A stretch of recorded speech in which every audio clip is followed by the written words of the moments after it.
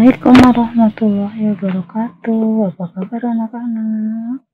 Kelas 4A, 4B, 4C, dan 4D. Kita bertemu lagi di video pembelajaran bersama Ibu Guru. Sekarang kita akan membahas tentang kegiatan ekonomi Indonesia yang berhubungan dengan sumber daya alam. Kalau kemarin pemanfaatannya ya, kalau sekarang sumber daya alam, kegiatan ekonominya yang memanfaatkan sumber daya alam ya. Nanti Ibu Guru akan membagi 2 video ya.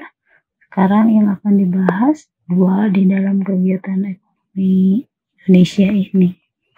Nah, sebelum belajar kita baca dulu doa mau belajar ya. Bismillahirrahmanirrahim. Rabbi zidni ilman warzuqni fahman. Yuk kita langsung belajar. Siapkan alat tulisnya untuk mencatat hal-hal yang penting ya. Kegiatan ekonomi Indonesia. Kegiatan ekonomi Indonesia terbagi menjadi 4 nanti yang akan dibahas oleh Ibu Guru, dan yang sekarang ada di video pembelajaran ada 2. Yang pertama adalah keragaman kegiatan ekonomi masyarakat Indonesia. Nah, sebelum ke contohnya, kita bahas dulu kegiatan ekonomi.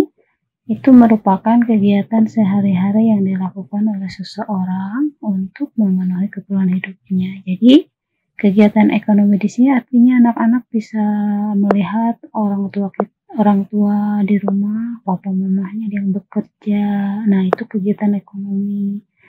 Bekerja sebagai apa? Misalnya sebagai guru, ada yang sebagai kayak ibu guru ya, ada yang sebagai dokter. Nah, itu adalah kegiatan ekonomi.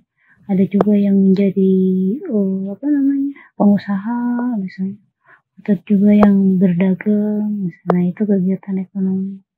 Kemudian keragaman sumber daya alam itu mengaruhi keragaman kegiatan ekonomi masyarakat di Indonesia. Misalnya kegiatan ekonomi seseorang yang tinggal di misalnya di dataran rendah, kebanyakan jadi apa gitu. Jadi kegiatan ekonominya yang berhubungan dengan sumber daya alam ya. Selanjutnya, berdasarkan wilayahnya, kegiatan ekonomi dibagi 2, yaitu kegiatan ekonomi daratan yang terdiri dari pertanian, perkebunan, peternakan, dan pertambangan. Yang kedua, kegiatan ekonomi perairan terdiri dari perikanan, wisata air, dan penghasil garam. Yang B, kalau tadi kegiatan ekonominya, kalau yang sekarang pengaruh sumber daya alam terhadap mata pencaharian. Nah, mata pencaharian masyarakat dipengaruhi oleh sumber daya alam yang terdapat di sekitarnya. Mata pencaharian itu pekerjaan seseorang di Indonesia itu banyak dipengaruhi oleh sumber daya alam yang ada di sekitarnya. Contohnya, nih berdasarkan sumber daya alam ya. Satu pantai itu yang berbatasan dengan lautan, yang kaya akan hasil laut dan juga berpotensi sebagai tempat wisata. Di sini mata pencaharian penduduknya banyak yang menjadi nelayan, petani garam, penjual ikan, petambak hasil laut, pembudidaya rumput laut, dan sebagainya. Masih banyak lagi ya. Yang kedua, dataran rendah.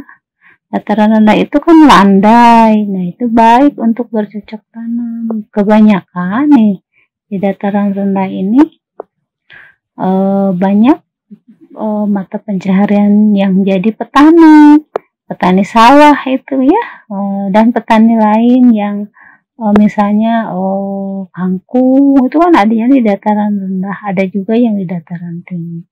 Dan sayur-sayuran yang lain misalnya kayak menanam sayuran yang lain misalnya bisa di dataran rendah, misalnya bukan hanya sayuran, bisa juga palawija ya, misalnya kacang ya dan sebagainya. Kemudian dataran yang landai juga banyak yang jadi buruh tani. Jadi mereka bekerja kepada orang lain yang punya lahan pertanian, ya, makanya dinamakan buruh tani. Jadi lahan pertanian milik orang lain. Nah, si orang tersebut bekerja di lahan pertanian orang lain. Seperti petani saja, mereka melakukan pekerjaan pertanian, ada yang mencangkul, menanam, dan sebagainya. Nanti panen juga mereka akan memanen, tapi hanya sebagai buruh tani. Jadi bekerja di lahan pertanian orang lain. Dan yang contoh yang lain adalah peternak. Misalnya peternak hewan-hewan yang yang tidak yang jarang maksudnya ya. Yang jarang di dataran tinggi, misalnya peternak unggas ya, itu kan adanya di dataran rendah banyaknya. Kayak misalnya peternak ayam, peternak apalagi burung puyuh misalnya, atau peternak angsa dan sebagainya. Itu banyak yang dilakukan di tempat yang landai ya. Selanjutnya yang ketiga adalah dataran tinggi. Nah, karena dataran tinggi memiliki suhu yang sejuk, sehingga cocok untuk lahan pertanian, beternak, dan berkebun. Hanya nanti yang beda beternaknya, kalau di dataran tinggi biasanya hewannya lebih besar ya, tidak seperti di tempat dataran rendah. Nah, mata pencaharian penduduknya ada sebagai petani, ada juga sebagai pekebun, ada juga yang bekerja di perkebunan, misalnya jadi pemetik teh, apalagi pemetik di perkebunan itu ada yang jadi pekerja di lahan kelapa sawit misalnya, di lahan apalagi, dan banyak lagi ya. Dan selanjutnya peternak. Biasanya peternak di daerah dataran tinggi itu hewannya lebih besar, misalnya sapi, kerbau gitu ya. Nah, kuda misalnya, ini banyaknya di lahan pertanian atau peternak ya. Dan masih banyak lagi. Selanjutnya yang keempat adalah pegunungan. Pegunungan di sini dibatasi hanya pegunungan yang kaya akan hasil hutan. Nah, itu berupa kayu dan non kayu. Kayu sudah jelas ya dari pohon-pohon. Kalau non kayu misalnya yang bukan berkayu, ada misalnya rotan misalnya. Kemudian ada lagi karet misalnya. Itu kan non kayu. Apalagi ada nira, atau nira teh bahasa lainnya, bahasa Sundanya mah air lahang gitu ya, dan sebagainya. Maka mata pencahariannya itu banyak yang jadi pengrajin kayu, misalnya jadi pengrajin lemari, kursi, ukiran dan sebagainya. Kalau penderas itu adalah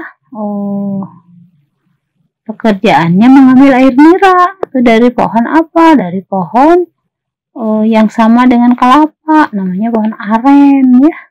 Kalau bahasa Sunda mah pohon kawung. Selanjutnya pengepul getah. Nah, ini diambil dari pohon karet. Maka pohon karet diambil getahnya, ini dikumpulkan nanti oleh pekerja ini, pengumpul atau petani pengumpul ini. Kemudian nanti dikumpulkan dan disetorkan ke tempat pengumpulan getah ya, dan masih banyak lagi. Nah, sudah selesai Ibu menerangkan tentang kegiatan ekonomi yang berhubungan dengan sumber daya alam. Dan diulang ya, kegiatan ekonomi yang berhubungan dengan keragaman kegiatan ekonomi masyarakat dan pengaruh sumber daya alam terhadap mata pencaharian. Mudah-mudahan yang barusan diterangkan oleh guru dapat bermanfaat bagi anak-anak semua. Nah, ini ada tugas IPS-nya. Tugas IPS-nya ada 5 ya. Nanti anak-anak boleh menjawab di buku tulis jawabannya saja ya. Tidak usah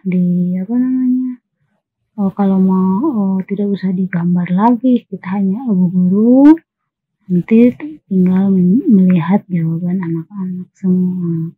Mudah-mudahan apa yang diterangkan oleh guru bisa jadi ilmu yang bermanfaat untuk anak-anak dan menambah wawasan. Yuk kita tutup dulu belajarnya dengan membaca hamdalah bersama-sama. Alhamdulillahirabbil alamin. Wassalamualaikum warahmatullahi wabarakatuh.